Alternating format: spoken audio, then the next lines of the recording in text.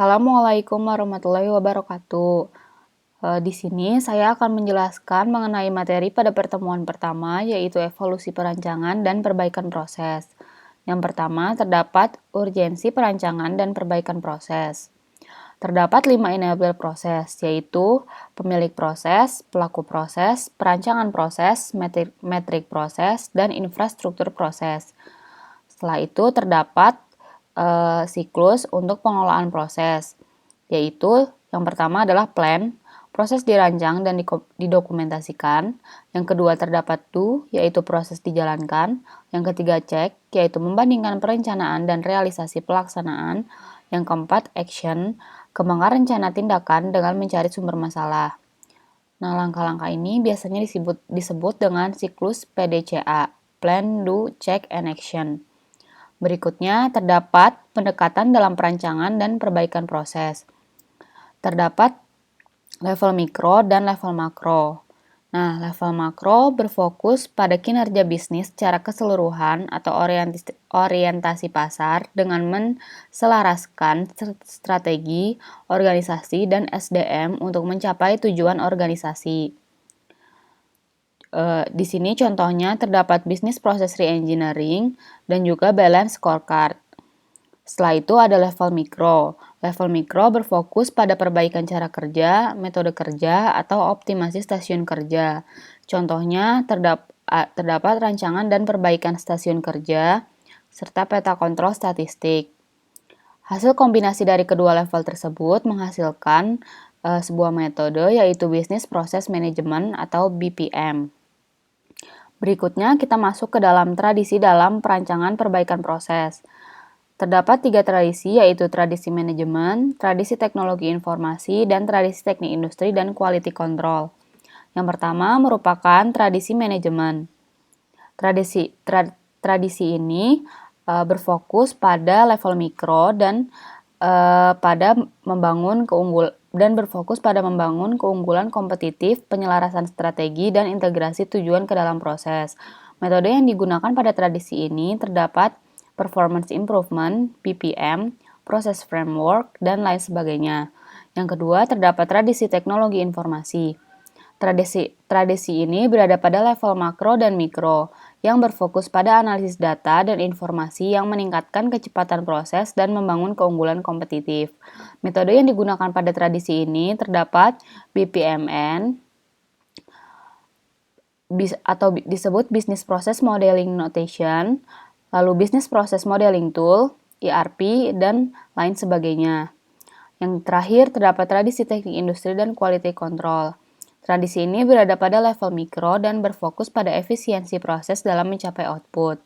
Nah, metode yang digunakan pada tradisi ini terdapat Motion, TQM, Six Sigma, Lean Six Sigma, dan lain sebagainya. Berikut yang dapat saya sampaikan untuk materi pada pertemuan 1. Akan dilanjut oleh materi berikutnya.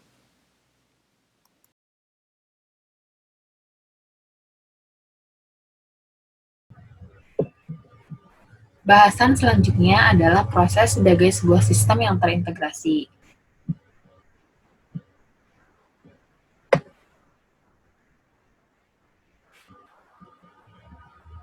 Definisi yang paling mendasar dari sebuah sistem adalah suatu kesatuan dari elemen-elemen penyusunnya yang saling berintegrasi. Contohnya adalah sistem dalam sebuah perusahaan, di mana setiap perusahaan itu memiliki departemen yang saling berinteraksi dan bekerja sama. Definisi lain dari sistem adalah kumpulan dari elemen-elemen yang saling berinteraksi untuk mencapai sebuah tujuan atau kebutuhan tertentu. Jadi apa itu sistem? Sistem ini juga dapat didefinisikan ke dalam 3 hal penting, yaitu yang pertama sistem sebagai tujuan, kemudian sistem sebagai elemen, dan sistem sebagai interaksi. Sistem sebagai elemen itu dapat berupa entitas yang abstrak atau konkret. Sistem perusahaan yang abstrak contohnya adalah nilai dan budaya, sedangkan sistem perusahaan yang konkret adalah fasilitas dan perusahaan. Berkaitan dengan lingkungannya, sistem mempunyai beberapa batasan. Yang pertama ada sistem terbuka, di mana sistem terbuka adalah sistem yang dapat dipengaruhi oleh lingkungannya. Dan yang kedua adalah sistem tertutup. Contoh dari sistem terbuka adalah perusahaan, sementara untuk sistem tertutup yaitu kebun rumah kaca.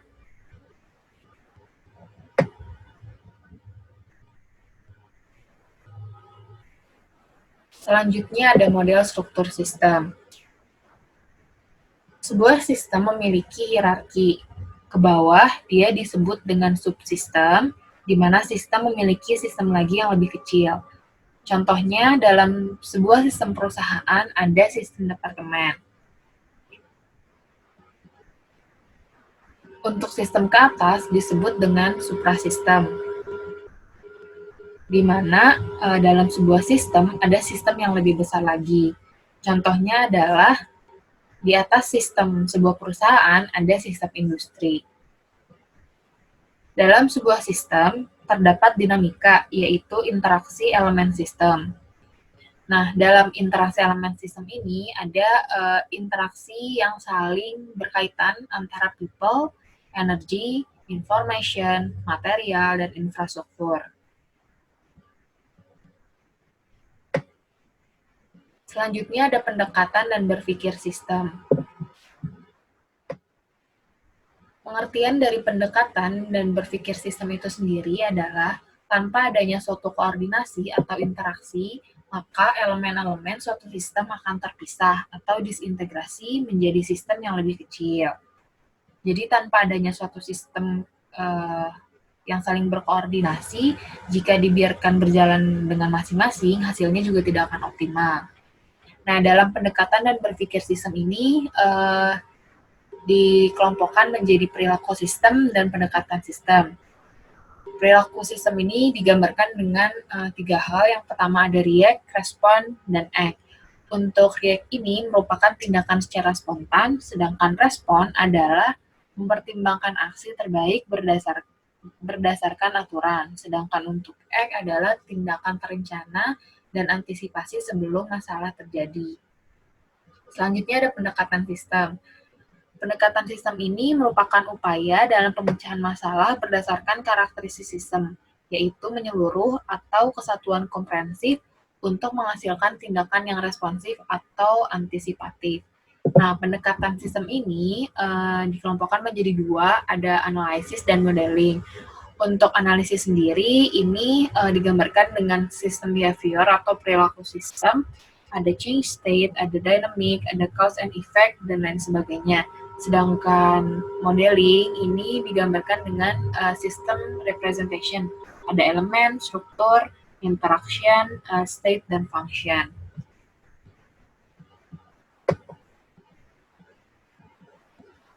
Selanjutnya ada proses, adalah sebuah sistem bagian, di mana proses ini merupakan suatu kesatuan aktivitas-aktivitas atau langkah-langkah. Sedangkan untuk sistem adalah suatu kesatuan dari elemen-elemen pembentuknya. Nah, kesamaan antara proses dan sistem adalah kedua-duanya memiliki sebuah tujuan.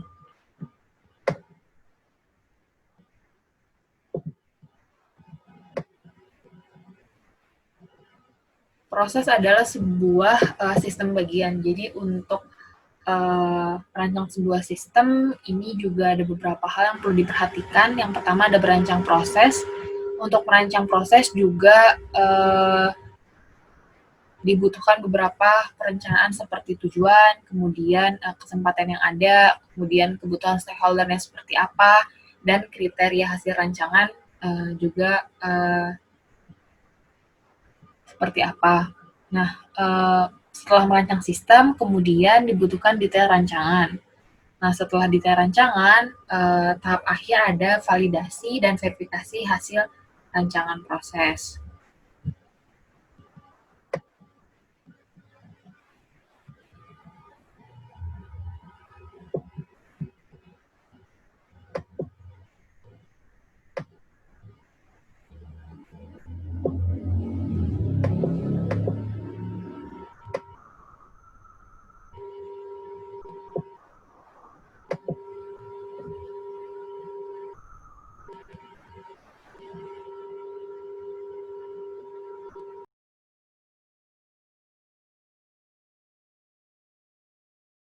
Selanjutnya, saya Amalia. Di sini saya akan menjelaskan tentang model proses pada minggu ketiga.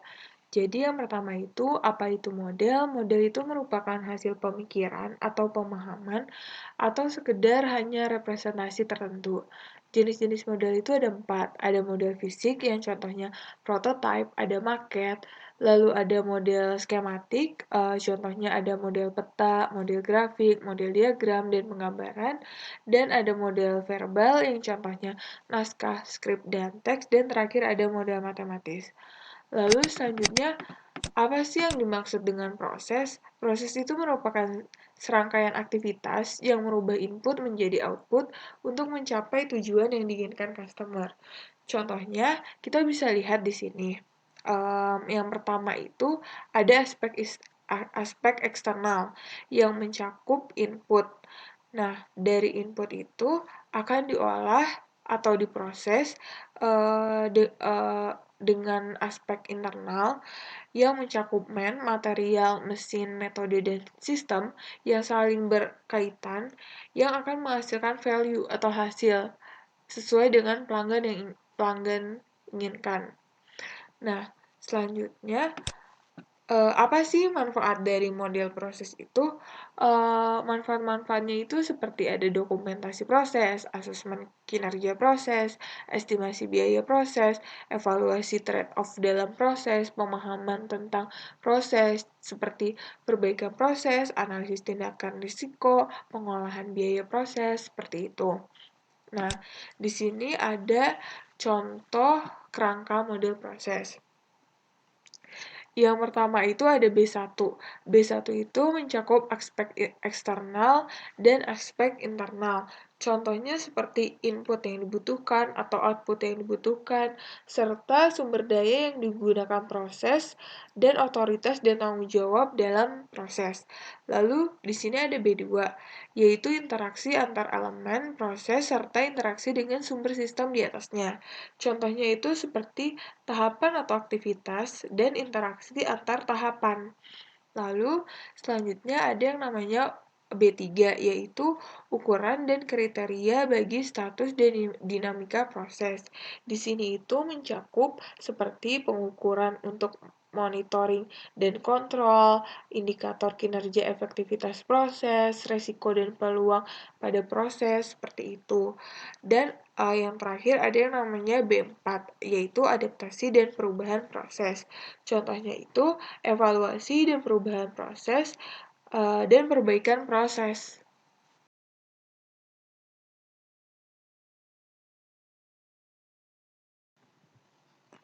Assalamualaikum warahmatullahi wabarakatuh. Nama saya Ayunia Salsabila Putri dengan NIM 120 117 4125. Di sini saya akan membahas tentang bab minggu keempat, yaitu rantai nilai dan dekomposisi proses. Mari kita mulai. Oke, yang pertama, rantai nilai dan dekomposisi proses ini dia dibagi menjadi 4 aspek. Nah, di sini dia klasifikasi pertama adalah klasifikasi dan leveling proses. Lalu untuk kelompok yang kedua ada referensi atau framework dekomposisi dan leveling proses. Lalu yang ketiga ada nilai proses. Lalu keempat ada hubungan antar nilai. Di sini saya akan membahas dua kelompok, yaitu klasifikasi dan leveling proses dan juga nilai proses. Baik, pertama kita ke klasifikasi dan leveling proses. Klasifikasi proses yaitu berlangsungnya secara horizontal dan lebih menunjukkan pengelompokan proses. Lalu bedanya ada tingkatan proses. Tingkatan proses itu adalah melihat proses secara vertikal merupakan struktur proses hasil dekomposisi. Contoh dari klasifikasi dan leveling proses ditujukan gambar sebagai berikut, yaitu di sini ada proses 14. Nah, proses 14 ini dipecah menjadi dua bagian, yaitu ada proses 14.1 dan proses 14.2. Lalu, masing-masing dipecah lagi menjadi dua bagian, ada proses 14.1.1 dan proses 14.1.2. Sedangkan proses 14.2 ini juga dipecah menjadi dua bagian, yaitu proses 14.2.1 dan proses 14.2.2. Mari kita lanjut ke pembahasan yang kedua, yaitu nilai proses. Nah, nilai proses ini adalah apa yang diperlukan oleh organisasi adalah tujuan dan sasaran, yaitu mencapai value organisasi. Untuk mencapai nilai proses tersebut, ada metodenya. Nah, pertama ada metode menentukan objektif proses organisasi, yaitu ada 3 metode. Pertama, ada VPT, yaitu Value Focused Thinking. Lalu yang kedua, ada Bell Scorecard, BSD. Lalu yang ketiga ada Stock and Flow, atau Sistem Dynamic. Lalu nilai proses juga dia ada metode untuk menentukan customer values, yaitu dia ada 3 metode, yaitu pertama QFD, Quality Function Deployment, yang kedua Value Engineering, dan yang ketiga Market Research. Untuk subbab selanjutnya dari rantai nilai dan dekomposisi proses meliputi referensi atau framework dekomposisi dan labeling proses, dan juga hubungan antar nilai akan dibahas oleh teman saya. Terima kasih. Dan lanjut ke teman saya.